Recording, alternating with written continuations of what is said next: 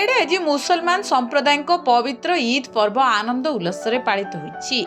ରମଜାନ ଅବସରରେ ମାସେ କାଳ ଉପବାସ ରହିବା ପରେ ଗତକାଲି ରାତିରେ ଚାନ୍ଦ ଦେଖିଥିଲେ। ଚାନ୍ଦ ଦେଖିବା ପରେ ସମସ୍ତେ ଆଜି ଇଦ୍ ପର୍ବ ପାଳନ କରିଛନ୍ତି। ଭଦ୍ରକ ଜିଲ୍ଲାର 146ଟି ମସଜିଦ୍ ଓ ସହରରେ ଥିବା 45ଟି ମସଜିଦରେ ନମାଜ ପାଠ ଆୟୋଜିତ ହୋଇଥିଲା। ସବୁ ମସଜିଦରେ ନମାଜ ପାଠ ଶେଷ ହେବା ପରେ ଭଦ୍ରକ କୁଆଁସରେ ଥିବା ଇଦଗାହରେ ସାମୂହିକ ନମାଜ ପାଠ ହୋଇଥିଲା। ହଜାର ହଜାର ସଂଖ୍ୟାର ମୁସଲମାନ ଭାଇମାନେ ଏକାଠି ହୋଇ ସାମୂହିକ ନମାଜ ପାଠ କରିଥିଲେ। ଇଦ୍ ପର୍ବକୁ ଶାନ୍ତି ଶୃଙ୍ଖଳାର ସହ ଶେଷ କରିବା ପାଇଁ 18 ପ୍ଲାଟୁନ ପୋଲିସ ଫୋର୍ସ ମୁତୟନ କରାଯାଇଥିଲା। ଜାଣିଛନ୍ତି ଭଦ୍ରକ ଏକ ଭାଇଚାରା ସହର। ଏଠି ଗତ ଯୋଉ କାଲି ଜନ୍ମ ହେଇଗଲା, ଉପବାସ ମାସ ସରିଲା, ଆଜି ଇଦ୍ ଉଲ୍ ଫିତ୍ର ଏବଂ ଇଦର ନମାଜ ପାଠ ଏଇ ଇଦଗାହ ଠାରେ ହଉଛି।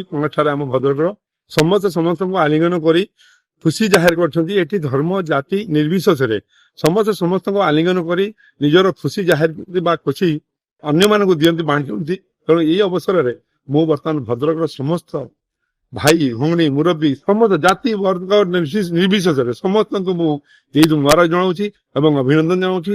এই যে পর্ব এটা আকচুয়ালি শান্তি এবং প্রেমর পর্ব, সৌহার্দ্যের পর্ব।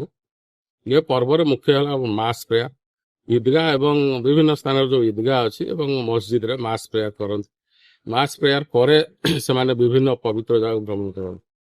ତେଣୁ ଏ ପର୍ବ ସେମିତି କିଛି ଅସୁବିଧାର ପର୍ବ ନୁହେଁ। ତଥାପି ଆଗରେ ରାମନବମୀ ଅଛି। ୟାକୁ ଆଖି ଆଗରେ ରଖିକି ଆମେ ବ୍ୟାପକ ପୋଲିସ ଆରେଞ୍ଜମେଣ୍ଟ କରୁଛୁ। ଭଦ୍ରକରେ ପାଖାପାଖି ଆମେ 15 ପ୍ଲାଟୁନ ଫୋର୍ସ, 50 ପାଖାପାଖି ଅଫିସର ଅଛନ୍ତି। ୟା ସହିତ ଏଠି ମୋବାଇଲ ପେଟ୍ରୋଲିଂ 4ଟା, ମୋଟରସାଇକେଲ ପେଟ୍ରୋଲିଂ 4ଟା ରଖାହେଇଛି, ଯୋଉଟାକି ଆଜି ଦିନ ଏବଂ ରାତି ତମାମ ଚାଲିବ।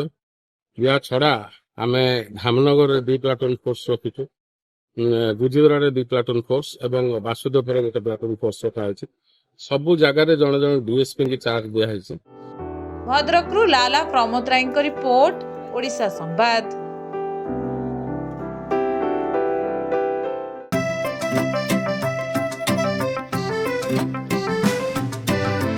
PSG चाहता है चलो कुछ ऐसा करेंगे,